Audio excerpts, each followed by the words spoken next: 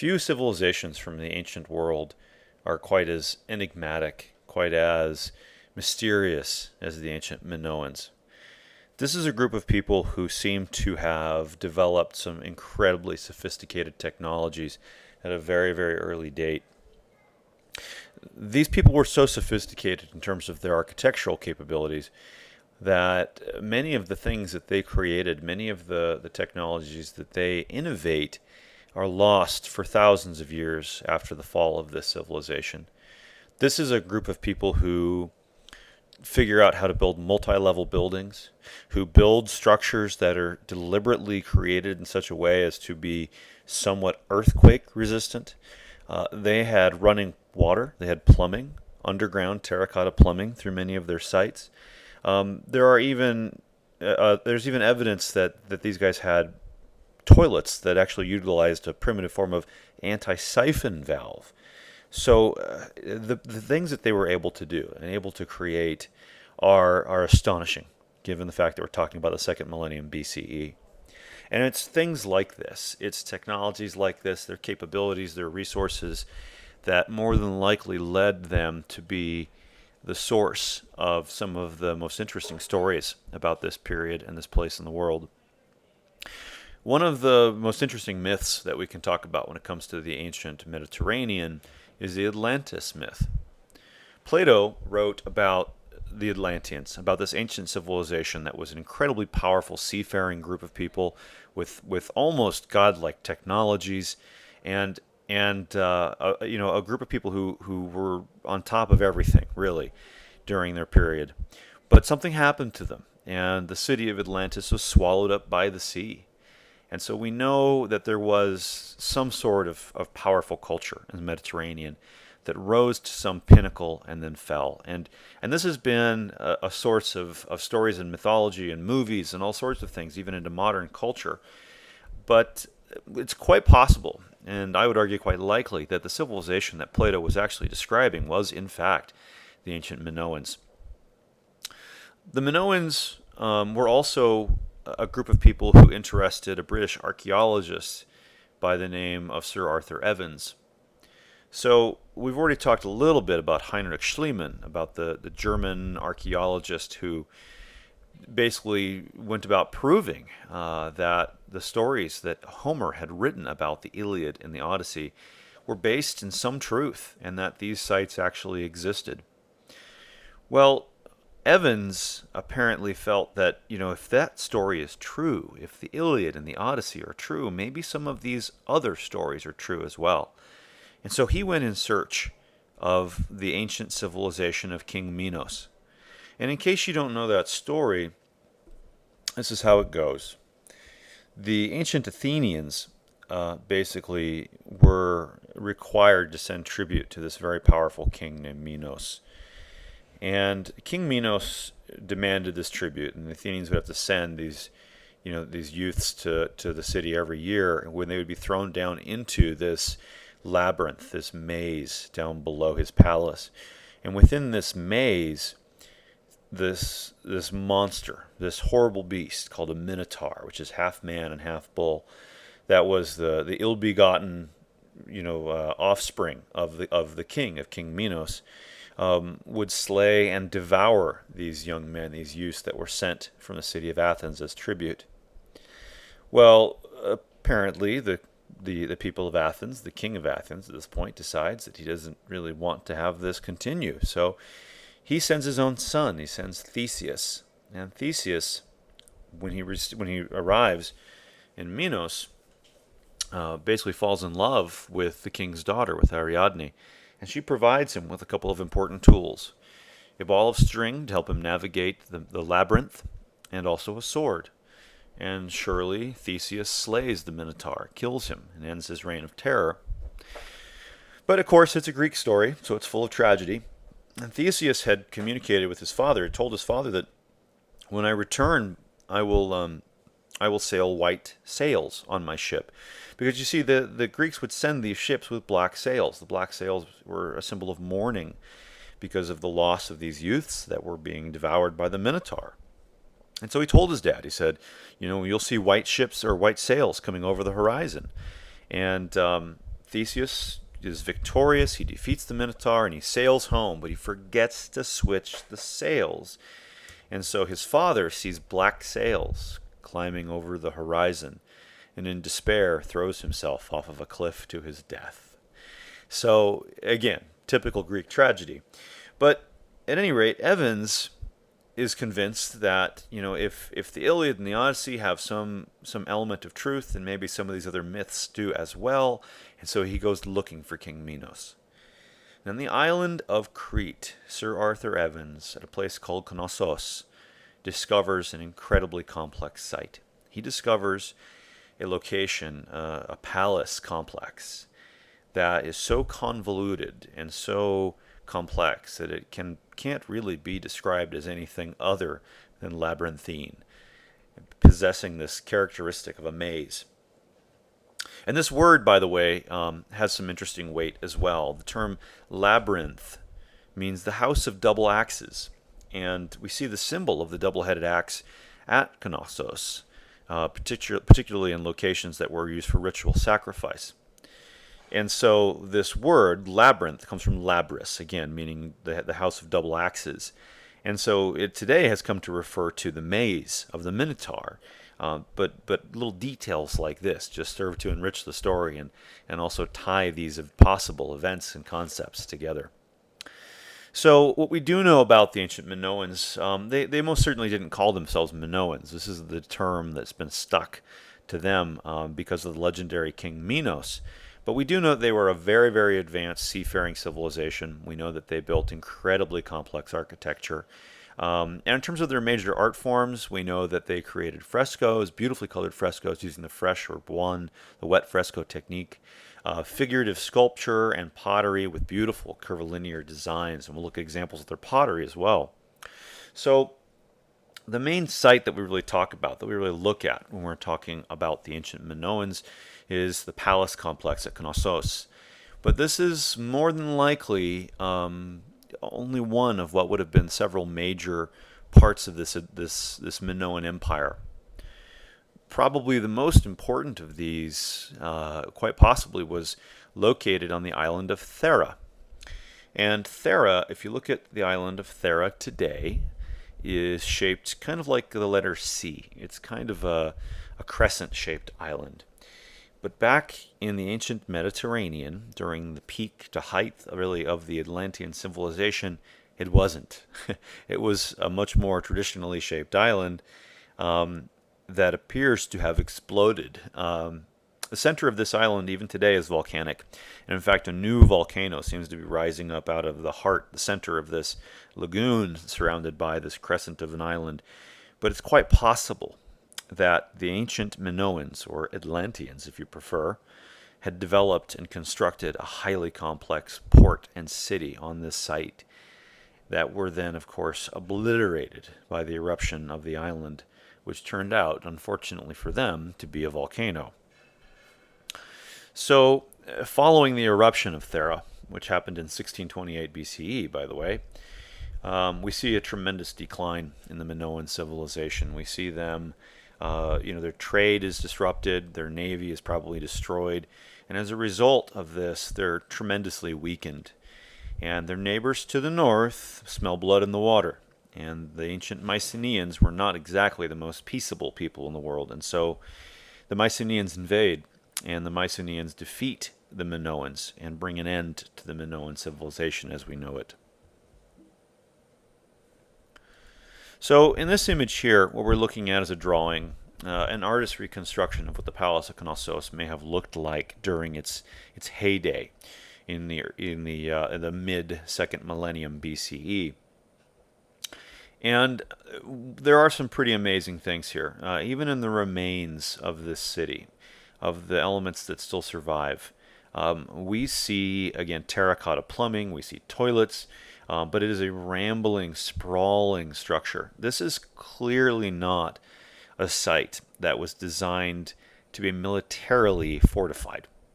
It's simply not. It's not a citadel.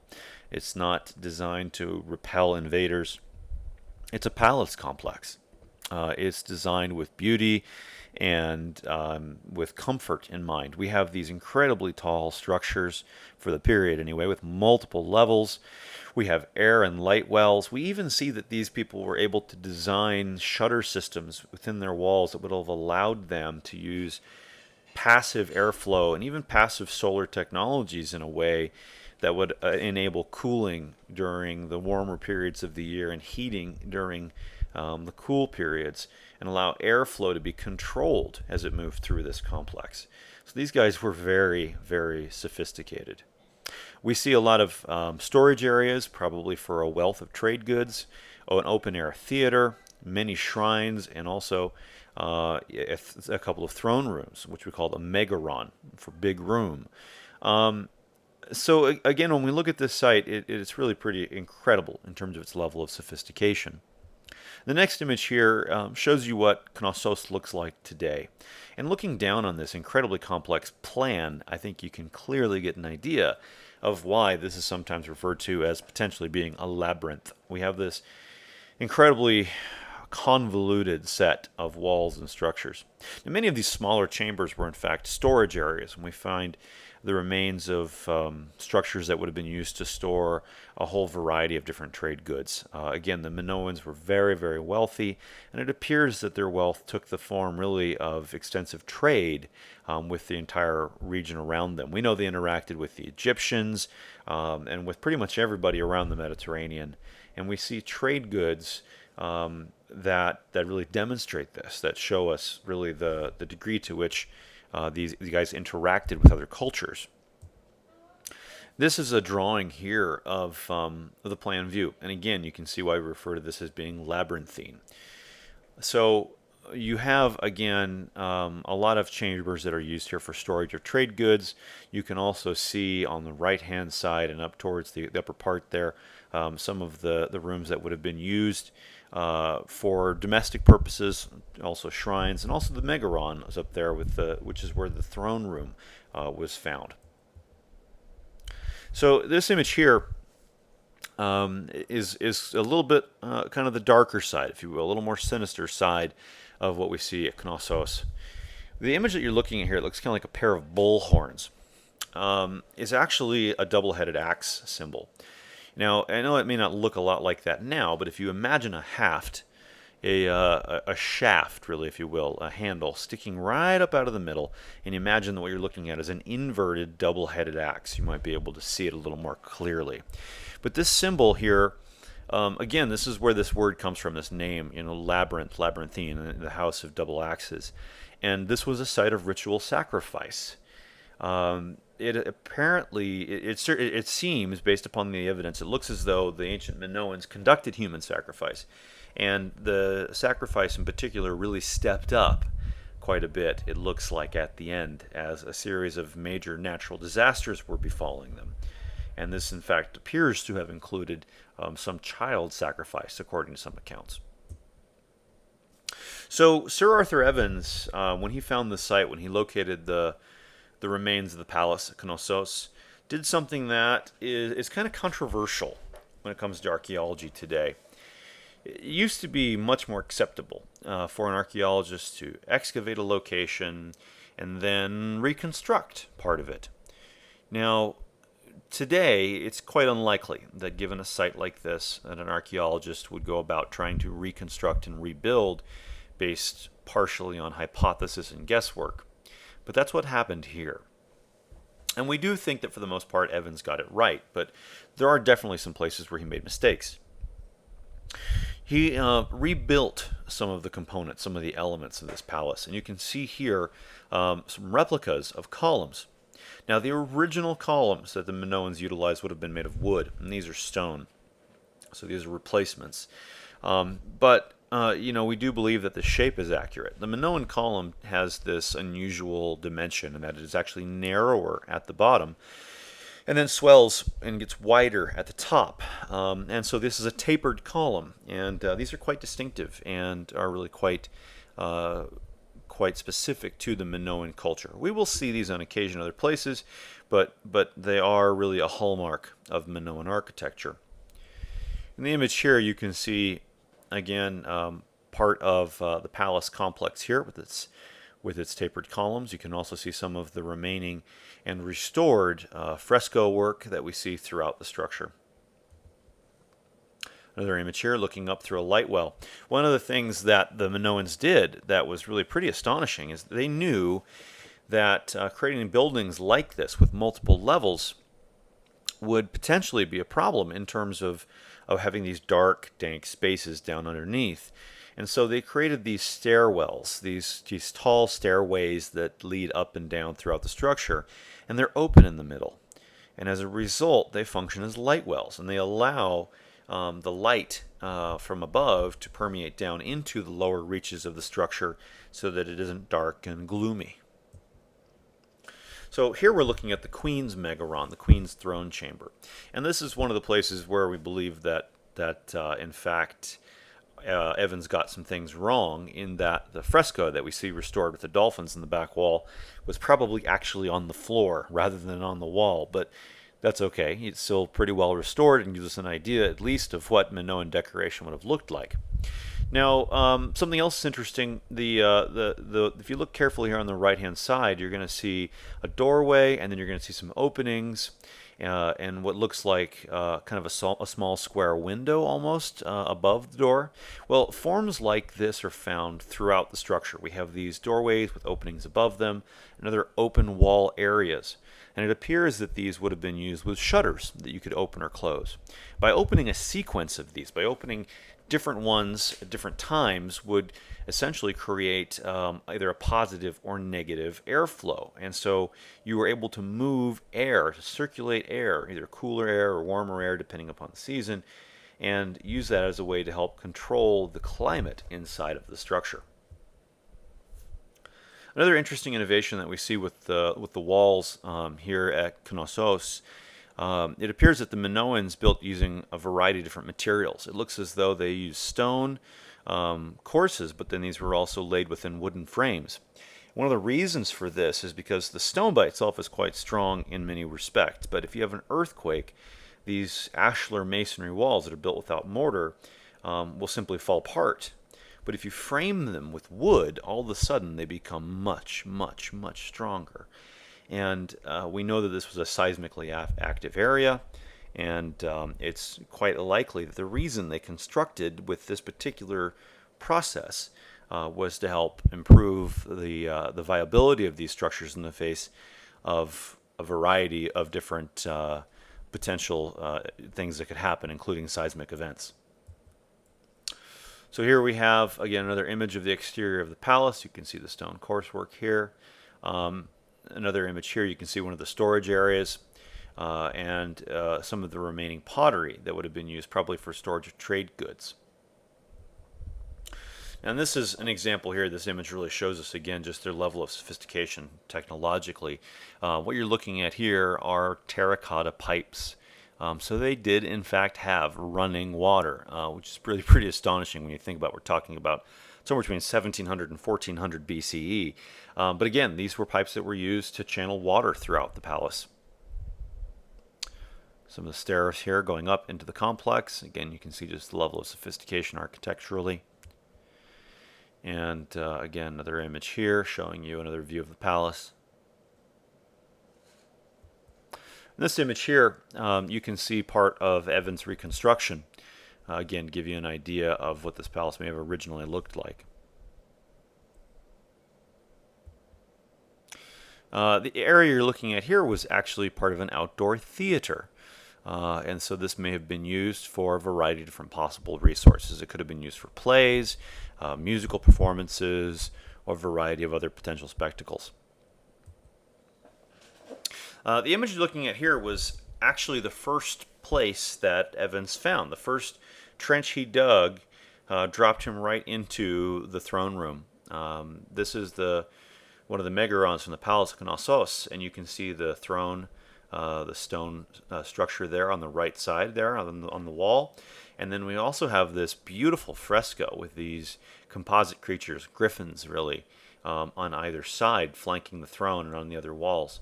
When we look at the style of painting used by the Minoans, it's really quite different than what we tend to see from other cultures in this period.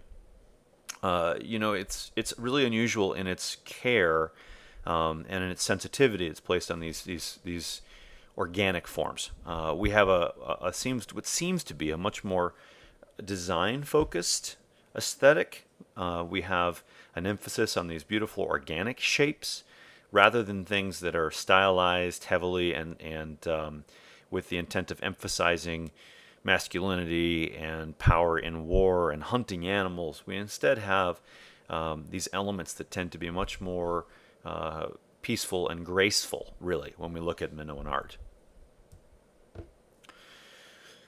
This is a fragment here of a fresco, which was located also in the Palace of Knossos, and it tells us a little bit more information about these guys. It's kind of interesting. First off, you can see that they do have some things in common with Egyptian or Near Eastern art, in that this woman is, in fact, depicted in a composite view.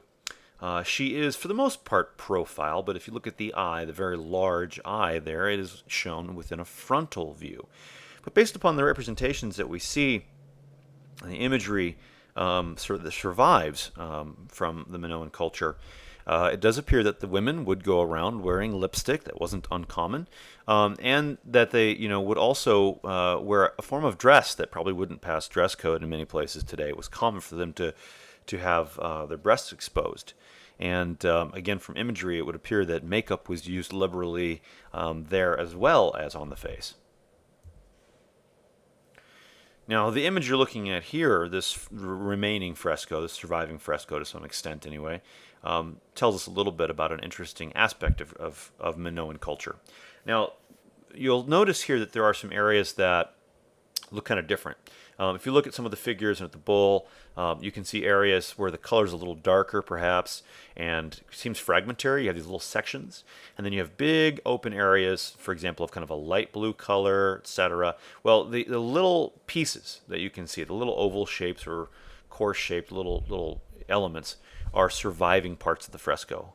So as you can see, if you look at it from that respect, much of what you're actually looking at here is simply an artist's estimate, a guess, of what this might have originally appeared like, because much of the original no longer survives. But there's enough here that we really can visualize what it is. And what you're looking at is a scene, an activity, which is described as Toro Thespia. So Toro Thespia is bull leaping. So, we talk about the running of the bulls in Spain and how, terrifying that is to run down the street with a group of bulls. But the Minoans were a little more hardcore than that. As part of apparently a passage of youth or possibly a religious rite, these young Minoan men would engage in an activity that involved charging headlong at a bull and vaulting over its back. So you would run at the bull, grab its horns, and flip over the back of the bull, which sounds really quite dangerous. So the fresco that we're looking at here is from a place called Akrotiri. We already talked a little bit about how the ancient Minoans might relate to the Atlantean myth, and the image that you see here is one of the best pieces of evidence that shows us that that's a viable concept. So on the island of Thera now, there's a site called Akrotiri, and Akrotiri appears to be, today we might describe it as a suburb. It's mostly domestic architecture. It was actually discovered under layers and layers and layers of volcanic ash when a resident of the island fell through into a sinkhole and basically landed in the living room of an ancient Minoan. Now, this site includes structures that are as many as 3 stories high. And again, quite sophisticated. But it appears that this was part of an outlying structure or series of structures. And some of the frescoes that we see on the island tell us a little bit more about what the island might have looked like. And here in particular, we can see the outer ring of the island with animals and game and a variety of other things. And even on the left-hand side, we can see some buildings. And these could represent Akrotiri itself. But in the center of the mosaic, the fresco, in the center of the fresco, we have images of a much larger, more complex series of structures. And this more than likely represents the heart of this island of Thera. And we see the ships, the port, and this would have probably really been the economic center of trade, really, for the Minoan people. We see passengers, rowers, sailors, and we really get the idea that these are people who are really well versed with the ocean, with the open water, and that they're really quite wealthy. But this central section where you see all of these buildings, these are completely gone. These were vaporized, really, in 1600s BCE when this enormous volcano that lies underneath the surface explodes and obliterates the island, at least the heart, the center of the island. Much of the remaining area around there, including the remains of these other structures, are just buried under a mountain, really, of volcanic ash. And so, all of this technology, all of this site, all of the incredible things that were probably located here in the middle of this island were just blown sky high and destroyed in moments. Now, one of the most striking of the surviving structures, one of the most interesting interior spaces that we see at this site at Akrotiri is this place which is referred to as Room Delta 2. And Room Delta 2 is painted with a fresco technique on the inside. And what's really shocking about this, what's really unusual compared to other sites from this period in history, is that it appears to be a pure landscape. We don't see elements of narrative. We don't see heroic deeds. We don't see any of this. All we see is a depiction of this somewhat abstracted, simplified, organic landscape. So this appears to be really art for art's sake. This is purely decorative, and this is really pretty amazing. We have these almost Seuss-like shapes of these rocks and plants that undulate and do so in a really kind of irrational manner. Lilies and swallows flying through, but it emphasizes this idea of growth, of beauty, and again, is really pretty astonishing example for such an early period in history. So Minoan pottery is also quite striking, and again, we tend to see these beautiful organic motifs throughout. The earliest style of this that we see is called Kamares ware. This is an example from Phaistos, and we can see here again elements and design motifs that reference the ocean. We have fish motifs, these undulating waves, and again, it's quite apparent that the sea and the bounty of the sea and trade were the life's blood of this civilization, and that's pretty clearly reflected in their art. This is a stirrup jar, which could have been used for transporting goods for trade, and we can see this really pretty amazing image of a kraken or of an octopus, which quite well, or really quite beautifully complements the form of the jar itself. And again, this type of delicate sensitivity to line, to shape, and to design are things that we see quite frequently when we look at Minoan art. Another example here from Policastro. This is a marine-style jar again with an octopus motif. In this case, again, it's also quite simplified, rendered almost abstract in terms of its stylization. So the image we're looking at here is actually a sarcophagus, and we don't see as many funerary objects with the ancient Minoans as we might with, for example, the Egyptians, but we do see that some exist. So this is painted limestone, and it's painted using a technique and process that's quite similar to what we see with the palace frescoes that we see, for example, at Knossos. So, but the subject here is quite different again because it is specifically funerary. And this gives us somewhat of an idea, a little bit of a clue as to the funerary rites here of these people, of the ancient Minoans. So on the right-hand side, there's a dead man who seems to be watching from his own tomb, and people bring him offerings. On the left, women carry vessels and pour libations to the deceased, and then we also have a musician playing a lyre. This lyre motif, musical motif, seems to be very repetitive when it comes to funerary customs in the ancient world. And again, we've seen this going back all the way to the ancient Near East and the Sumerians. We see it with the lyre players that are buried with the Cycladic people as well. So again, this appears to be quite important.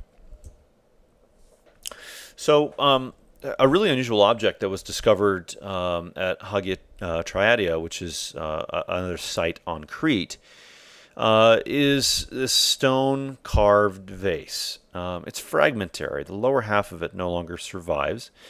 But the image that you see here, this is referred to as the harvester vase because it appears to show people who are engaged in the process of possibly returning from the fields or going to the fields, but engaged in this agricultural process. But this is so far removed from anything we've seen before in terms of representations of the human figure. We're used to seeing figures that are very stylized, that are in a composite perspective, where they are individually spaced out with clear defining, boundaries in between. But what we have here is a group of people that overlap each other, that are shown in a naturalistic perspective. We have naturalistic musculature. We have people turned into three-quarter views. We even have a man here who appears to be singing out, and we can see the texture of his ribs and muscles as he's, bellowing out whatever it is that he's doing. And so really just the sensitivity to human anatomy, to design here, is something that we've never seen before. So another format that we see when we talk about Minoan art is the creation of objects in ceramic. And specifically, this is a material called faience. And faience is a type of terracotta. It's a low-temperature clay that has then been glazed at a low temperature. And so this is fired glazed earthenware. And here we have a woman who appears to be either a goddess or a priestess. We don't know exactly which, but she's certainly got some things going on here that indicate she's not just an average everyday Minoan. One is that she has a cat sitting on her head, which appears to have some sort of reference that maybe we don't quite understand. And she's holding snakes in each hand. So this could reference, again, a priestess of some sort or a goddess. We don't know precisely, but this is a very frontal image, which is not that dissimilar in some ways from the Egyptian artworks that we've seen. But the costume that she's wearing, this flounced skirt, is with the open bodice, is purely Minoan. And one final artwork that we're going to look at when we talk about the ancient Minoans is this surviving object from Policastro. And it's likely a representation of a young god. We don't really know exactly. But it appears that it has been, it's been probably vandalized and quite possibly deliberately burned. Much of its original surface and much of its original detail is lost to us because of its current condition. But it is, it's a type of object that we would today refer to as chryselephantine. This means that it's made of ivory and gold. It's also in this case made of serpentine and rock crystal as well. It's about 1.5 feet long. At least it was originally before its near destruction. But the ivory used here is hippo ivory, was probably imported from Egypt. And the pose here would have been one of a figure that was standing with the left foot slightly forward. But apparently it was, again, taken, damaged, and vandalized, possibly even by the Mycenaeans when they finally defeat and invade the Minoans. Another image of it here from the side. You can get another idea just kind of the form and shape of the figure. Now again, it's quite badly damaged, but we're going to take a look at a couple closer images here to get an idea of what this may have originally appeared like. This image here a little bit closer, and you can start to see some of the level of detail when we look at the form. And then finally, we're going to take a look in this slide at the arm, one of the surviving hands. And keep in mind, this is really quite small, but I want you just to take a moment and look here at this arm. Look at the level of detail in the hand, the veins, the tendons, the delicacy of the fingers, and keep in mind that you're looking at really quite a small image. This is not a large statue. It's about 1.5 feet in height. And so this is again carved ivory, and it's done with just an absolutely exquisite sense of detail. So, as we've mentioned previously, in 1628 BCE, we have a massive eruption on the island of Thera. This eruption, in addition to completely obliterating the island of Thera itself, really, and wiping out that center of Minoan power, also sends forth some pretty awful shockwaves. One result of this is a tsunami, a major wave that knocks some of the buildings on the mainland Crete pretty much off of their foundations. This aftershock and the tremendous tidal waves that really followed as a result more than likely eliminated the Minoan ability to respond to any kind of outside force with any kind of capability at all. They were almost certainly just, decimated by this process in terms of, their ability to defend themselves, and also, of course, their economic capability was destroyed, and that was really their source of power. So after these natural disasters, the Mycenaeans sense an opening, and sure enough, they invade. Some of the later Minoan artworks that we see, and we talk about, appear to actually have been made directly under Mycenaean dominion. It's quite apparent that some of the artworks we'll be looking at, actually, when we talk about the Mycenaeans, may have been made by Minoan artisans who were either under the employ of or enslaved by the Mycenaeans. So, in our next discussion,